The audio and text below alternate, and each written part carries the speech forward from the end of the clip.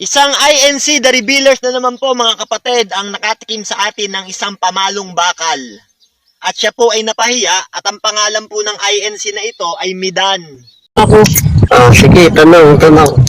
Sana sa tanong ko maging tapat ka. Yung totoo lang. Sige lang. Kayagan ka namin sumagot.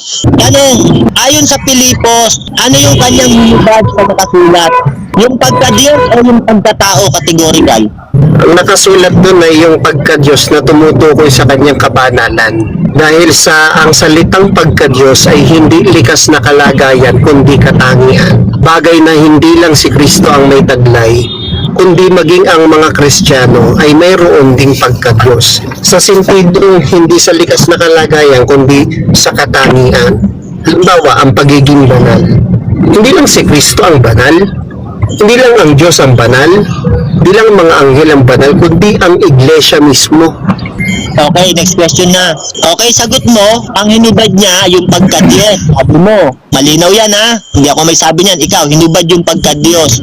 Ang nakasulat doon ay yung pagka-Diyos na tumutukoy sa kanyang kabanalan. Tanong ko sa'yo, nung hindi niya pa hinuhubad yung pagka-Diyos, ano yung kanyang kalagayan? Ang kanyang likas na kalagayan ay tao. Sapagkat sa Biblia, ang binanal ng Diyos ay tao. Wala kang mababasa sa Biblia na ang Diyos ay bumanal ng isa pang Diyos. Kung tunay na Diyos nga yan, bakit pababanalin? Di ba? Di ba dapat katangian na niya kagad yun? Okay, ngayon ganito. Tinanong kita, sabi ko, ano yung hinubad niya? Yung pagka-Diyos o pagkatao? Sagot mo, pagka-Diyos. Ang nakasulat doon ay yung pagka-Diyos na tumutukoy sa kanyang kabanalan. Tumanong ako ng pangalawa, nung hindi niya pa hinuhubad yung pagka-Diyos, na ayon sa'yo, hinubad niya yung pagka-Diyos, sasagot mo, Ang nakasulat doon ay yung pagka-Diyos na tumutukoy sa kanyang kabanalan. nung hindi niya pa hinuhubad, ano kalagayan niya? Sagot mo, tao. Ang kanyang likas na kalagayan ay tao. Eh, ikaw may sabi, hinubad yung pagka-Diyos eh. Umaming ka eh. Ang nakasulat doon ay yung pagka-Diyos na tumutukoy sa kanyang kabanalan. Paano naging tao kung hinubad yung pagka-Diyos? Sige, paliwanag. Dahil nga ang binanal ng Diyos ay tao. Wala kang mababasa sa Biblia na ang binanal ng Diyos ay Diyos rin. Paano babanalin ang isang tunay na Diyos? Tunay na nga na Diyos yun. Di ba katangian na dapat kagad ngayon? Hindi na para ipagkaloob pa ng kung sino mang Diyos pa. At saka, kung magbabasa ka ng talata ng Biblia, sa Lucas 4:34, anong mababasa mo sa talatang yan? Diyos ba si Jesus dyan? Bilang banal ng Diyos? Okay, next question na. Tanong, nung hinubad ni Kristo yung pagkapantay niya sa Diyos ayon sa Pilipos, hinubad niya yung kanyang pagkapantay sa Diyos.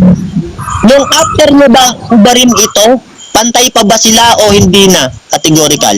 Hindi ang pagkapantay ang tinutukoy na hinubad doon. At saka yung salitang pagkapantay, Tatanggapin mo, relax ka lang kasi meron pang sagot, di ba? Okay, sige. Ang sabi mo, pagka nabasa, hinubad ang pagkapantay. Yan ang sabi mo ha. Ang utawa mo kasi dyan, pantay sila. Hindi, pag nabasa ko hinubad ang pagkapantay, Relax ka lang. Verbatim Relax ka lang. Relax lang. So doon sa sinasabi mo kanina, na yung pagkapantay ay hinubad, hindi ganun ang nakasulat doon. Hindi ganun ang nakasulat doon. Hindi ganun ang nakasulat doon. Ang hinubad doon na tinutukoy ay yung pagka-Diyos na katangian. Okay, ito ha, papakita ko sa iyo ha. Kailan kaya matututo ang MCGI sa kaayusan? Ito, papakita ko sa iyo, hindi hinubad ang Parang pagkapantay. pangatlo na yata ito. Sabi mo, hindi niya hinubad yung pagkapantay sa Diyos, walang mababasa. Babasa Di ba tayo. dapat ganun yun? Na siya, patahimikin niyo. Na siya, bagamat nasaan yung Diyos, ay hindi niya inaring isang bagay na nararapat panangnan ang pagkapantay niya sa Diyos, kundi bagkus hinubad niya ito.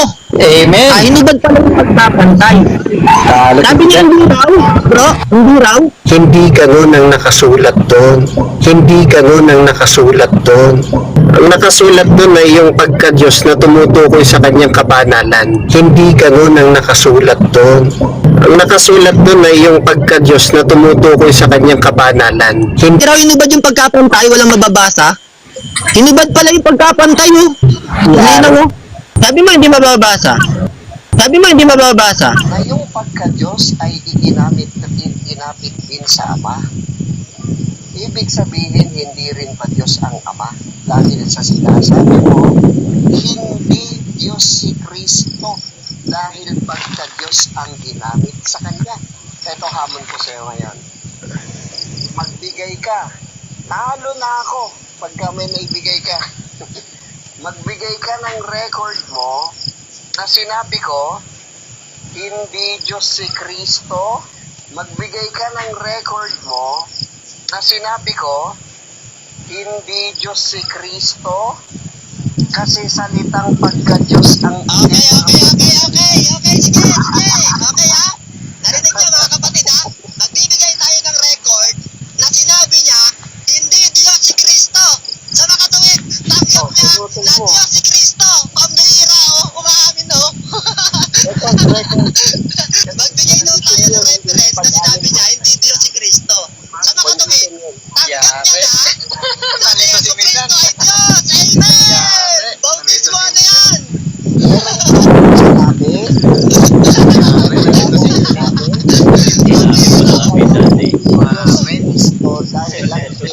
Nakapaya na, bro! Nakapaya na! Narinig niyo, ha? Walang cut to, ha? Record to, ha? Ipapost natin ulit. Magbigay kayo, sinabi ko, hindi Diyos si Kristo. Talo na ako, dahil Diyos ay si Kristo. Tama. Diyos ay si Kristo. Naglilito ka na sa sinasabi mo. Sabi ba naman, ang sabi, pag may naipakita kayong record, sabi niya, ganito sabi sabi niya, Kasi tagakala sa amin na. sabi ni Midan, pag may naipakita kayong record, sinabi ko, hindi tunay na Diyos si Kristo. Ano na ako? Nilo. Pambihira! Ang sarap! Narinig niyo, ha? Mga nagko-comment, ha? Walang edit yan. Si Midan may sabi niya, ha? Walang edit yan, ha? Pinedit na. Siya may sabi niya na, Diyos talaga kasi si Kristo, umamin na siya. Ang katunayan, na umamin na si Midan na Diyos si Kristo, pakinggan natin dito sa isang video, Pro Extra.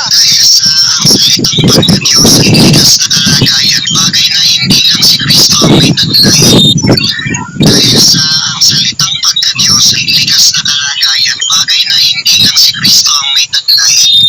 Bagay na hindi lang si Kristo ang may taglay, kundi maging ang